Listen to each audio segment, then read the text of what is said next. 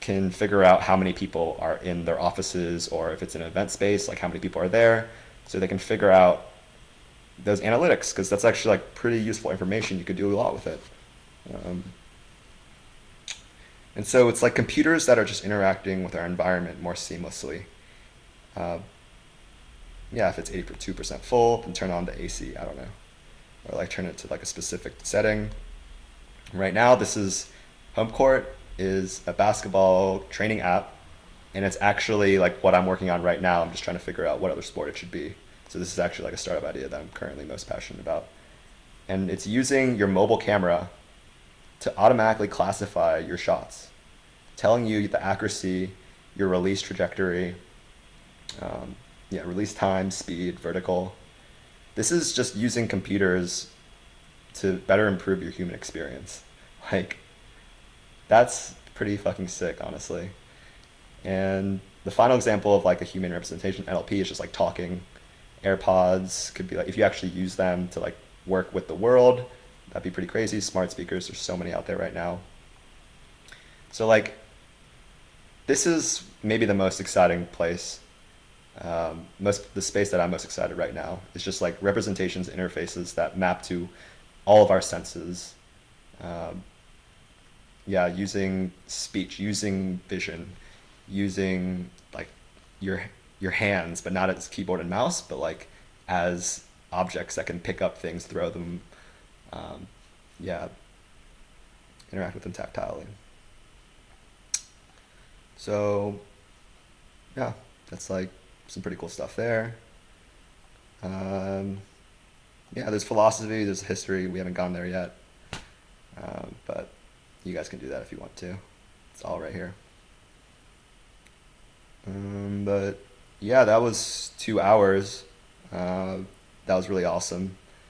Thank you guys for being here with me. Definitely hope you liked it all.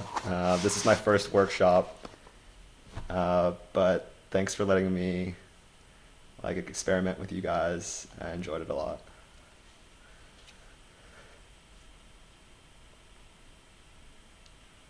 Cool.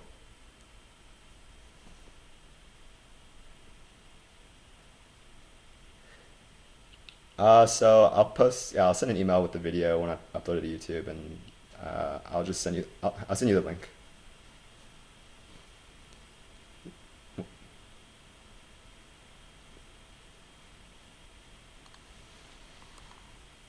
Yeah, so Notion's like really smart. Basically, if you link to other things and those things aren't public, then it will also not show them. Yeah. This is the link, Dino. Yeah.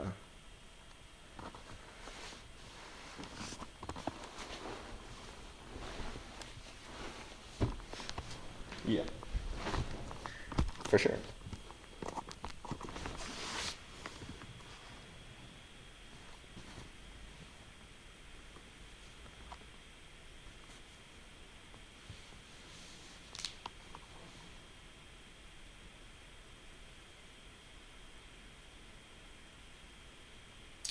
Um, I mean, it's just quite extensible. Like you can configure it to your own personal liking. And so it requires some investment upfront, but it should be worth it in the long term because it maps more closely to how you think about things. And basically, this is like more of the philosophical part, but it's like your productivity, at least in today's day and age, like a post-industrial kind of like, knowledge worker space, like how you think and how you decide is who you are. And this is a system that enables that.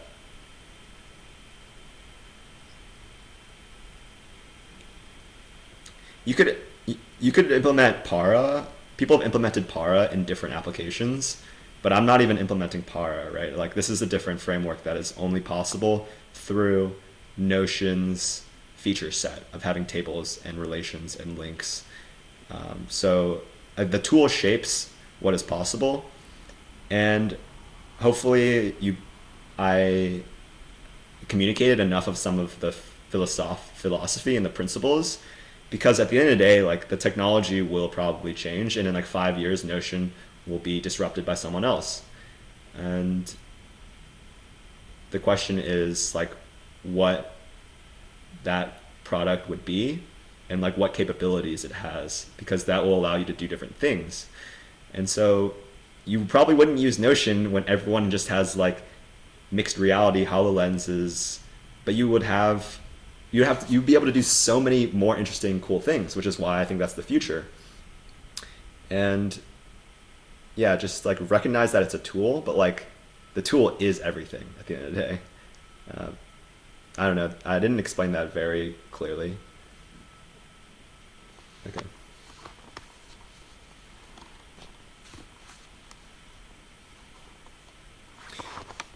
Yeah, I mean, you can't implement some of the stuff that I showed you in any other application.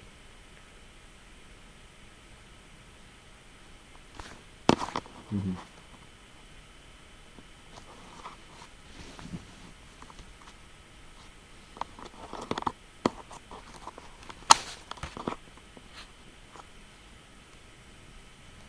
Mm-hmm. Mm-hmm.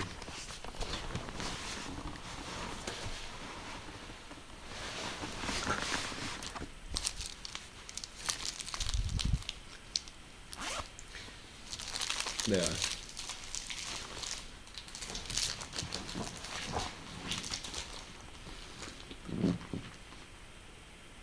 Yeah.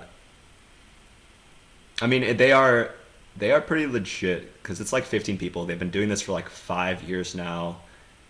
They're super anti hyper growth, and so they're quite true to like their values. And the team is very design heavy, and that seems to be like a design pattern. They're not looking for massive scale and growth. They're just working on making the best product, which is like super refreshing in Silicon Valley.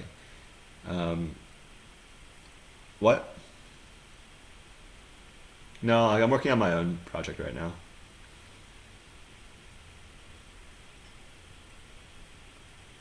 I mean, that's kind of Andros's idea. I mean, it was kind of like the basketball one, but just figuring out a different sport. Yeah, just like using your phone camera to to improve your athletics.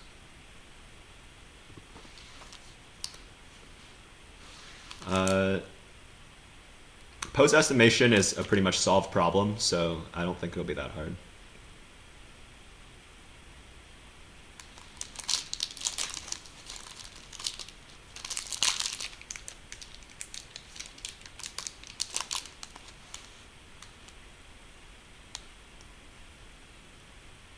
I mean, that's the same idea.